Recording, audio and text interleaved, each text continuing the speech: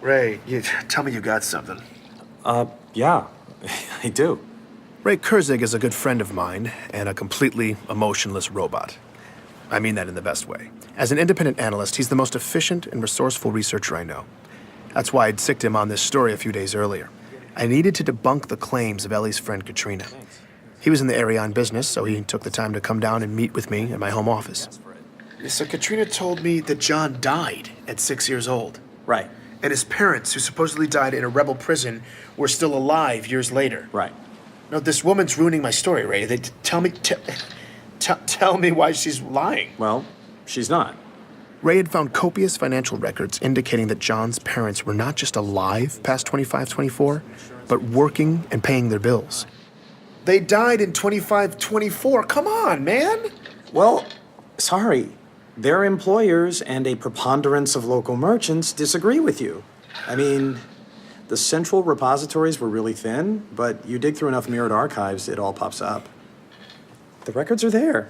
Ray swiped through document after document corroborating this. He even showed me medical insurance claims for a pediatric autoimmune specialist in 2517.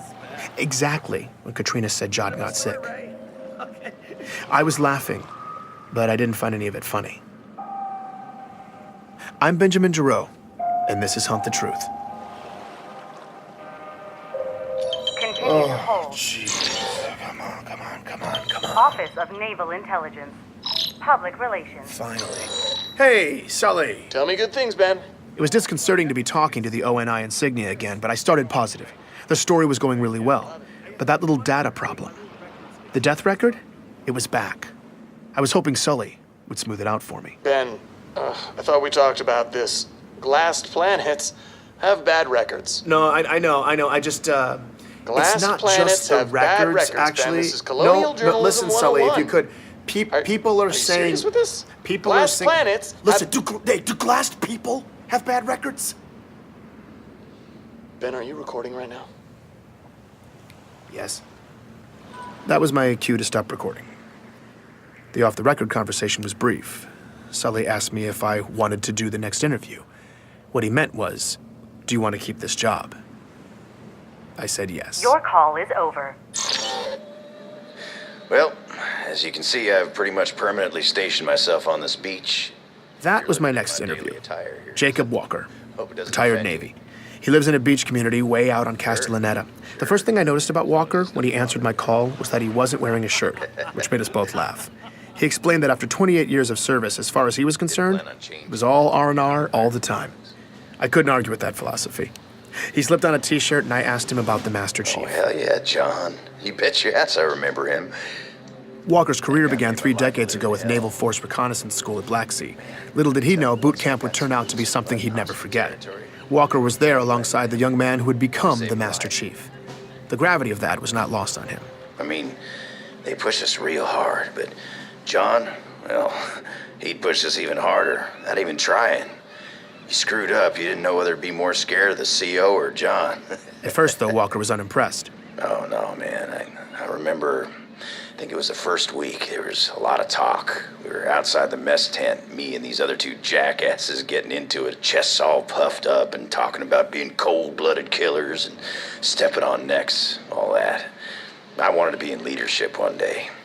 And, of course, I was 19 and jacked as hell, so, well, I figured I only had so much competition.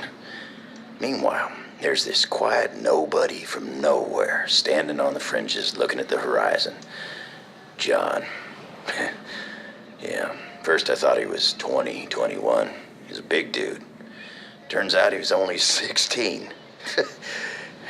I mean, that kid wasn't even on my radar. Soon, though, Walker says all that machismo fell to the wayside and a real leader emerged in John. Training exercises, whoever finished last got the brunt. I mean, last one in on a 20-mile, you're walking back while we catch a Pelican dropship. And that there's some downright lethal terrain, too. Reach is, well, it was a tough planet. But John, man, he took lead every time. A lot of risk and responsibility. Didn't have to, but, well, he did it. And then halfway in, he'd start to hang back, you know, and help the stragglers. You're injured, whatever. He'd be right there helping you out. And then without fail, Walker says, John always made sure he came in the way last he did it, and took the though. punishment. He made us all want to follow his lead. Try harder and help each other. I mean, we're supposed to do that, but nobody ever really wanted to until then. Anyway, we did it. But taking the hit for the group, now that was John's thing. I only challenged him for the honor once. I'd never made that mistake again. Walker's in his early 50s now, but he seemed lit up with the energy of a much younger man.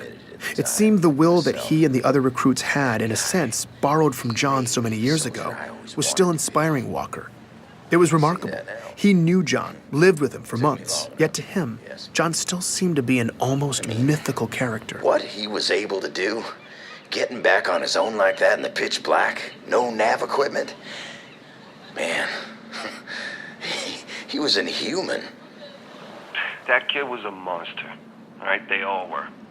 Anthony Petrosky, a retired orbital drop shock trooper I found through Mishak Maradi. Yes, that Mishak Maradi, the truther who's been messaging me for months. And yes, I was pretty desperate for leads. We'll leave it at that. But Petrosky was definitely not on Sully's list of approved sources, so I went off-grid and contacted him through ChatterNet. Here he is, talking about his only encounter with John. The kid was a freak. Thanks, bud. Can you be more specific? Yeah, I'd be happy to. You know, me and a bunch of guys were sparring in the gym one day, and there was this young kid there. I mean, I guess you could call him a kid. He was pretty jacked, you know, but his face looked 12, maybe 13. 12 or 13? After enlisting, John didn't even finish boot camp until at least 17.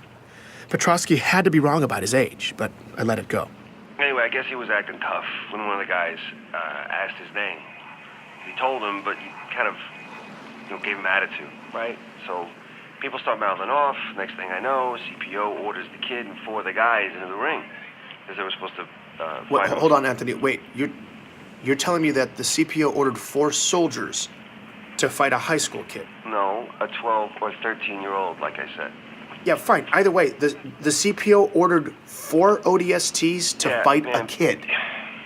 You got it all wrong, okay? Because those 4 ODSTs were like lambs to the slaughter. What, John outfought them? No. It was way worse. As he tells it, the ODSTs did as they were ordered. Let's get all ready. Everything is squared up. They surrounded John, and one of them swung.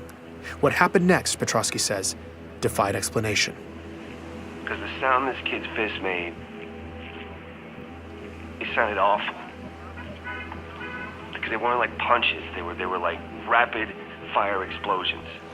Okay, I was across the gym, but I heard it. It was sick. Like meaty cracks in a drum roll. It was just like... One of the ODSTs sustained a single body blow that instantly stopped his heart, killing him. Another trooper only took 1 shot from John as well. A punch that caved in the man's face. 2 fatalities, 1 ODST with a cracked pelvis and 1 with a shattered spine. That guy never walked again. No one had to break up the fight. It was over in less than 5 seconds. Wait, he killed them? What he did was impossible. What do you mean impossible? Like, how? Like not human, all right? Like he was genetically augmented. So you're telling me that someone had augmented John? Someone had genetically augmented a child? Okay. No? Right. You think I'm lying? I believe Right. that's what you No, sure. honestly think Right. you saw, but... Look, here's the thing, Ben. I don't care if you believe me or not. This makes no difference in my world. I was there and you were somewhere else. So, you're going to go write your little military cheerleader article, and I'm going to sit here and drink beer. So, good luck. Petrosky left me with a bad taste in my mouth. Now, it's no shocker that Spartans go through a few augmentations and upgrades, but those are fully developed adults. Could a 17-year-old, probably still growing, even survive that kind of procedure? It seemed horribly risky, and what if what Petrosky was saying was true? And John was only 13. Well, that was one hell of an accusation to make, the ethical implications of which were nauseating. I was still thinking about it the next day when Ellie Bloom's name popped up on my call list. I'd let her listen to a rough version of my first episode, and she had feedback for me. I didn't want to risk anyone listening in, so I let the call go, then hit her back on ChatterNet. Well, 2 things. Okay. 2 major things. Okay, yeah. That boxing coach, Dion Govender, yeah. he's a liar. Okay. How is he lying? There wasn't any boxing at the high school. How do you know for sure? Because there wasn't any boxing on the entire planet. She'd said they'd outlawed it forever ago, after a kid got injured. Afterwards, there was a long-standing controversy over how youth boxing was illegal, but no one seemed to care about all the gravball concussions kids were getting. Regardless, by the turn of the century, she tells me nobody really boxed in Eridanus 2 anymore. She even gut checks me, telling me to go ahead, ask anybody from the colony. They'd tell me the same thing. And there sure as hell wasn't a league for kids to do it at the high school. That's like saying there was a gun range at the toy store. It just didn't happen. And the other thing, those kidnappings by rebels in Elysium also didn't happen. Hold on. I know that's not true. You're wrong. Okay, the insurrection had a well-documented presence in Elysium. Yeah, they did, politically. They worked to influence local policy. It got tense, there was occasional violence, but nobody was abducted. We lucked out. It was peaceful. That's why Elysium was refugee central. So boxing coach, total liar. I needed to verify what she was saying, but I had the gnawing sense she was telling the truth again. What did this mean? If she was right and none of that happened, the whole story was wrong. And terrifyingly, that would mean someone had fabricated all of it. I needed explanations from my previous sources, and I needed them now. I tried to reach Dion, the boxing coach, no response. Gabriella Dvorak, the lieutenant who liberated John, in the field, unreachable. So I tried detainment survivor Thomas Wu. He answered. Hello? Hi, Thomas? Who is this? Yeah, I'm sorry to call so late. Is it late there? I just need to ask you something really quickly. Okay. I had no idea what I was going to ask. Okay. Do you know for absolute certain that Elysium suffered the same fate as your town? Yeah. I told you that. I know, but Thomas, I spoke to people who were in Elysium, and they said that wasn't true. Now, look, I know you went through a lot, but I want to know the truth. Okay. Do you know for absolute certain that Elysium City was under the violent control of insurrectionists? Look, what I told you before, that is the best I can remember. No, I'm sorry. I'm sorry, but I don't believe that. You remembered it all perfectly. You rattled off the name of every single safe haven city in that region, and you only hesitated once. I was completely making this part up. I was going for broke. You only hesitated where you would have said Elysium City, right? I mean, look, I don't know for sure. But Elysium wasn't captured by the insurrectionists, was it? Hey, what are you, defending No. them? I'm definitely not defending. You know, after what they did, you're going to defend them?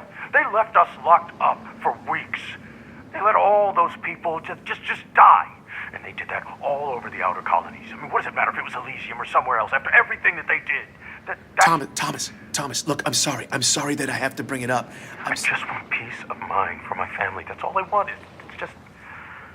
Wait, I don't understand. How does lying about insurrectionists in Elysium buy you peace of mind for your family?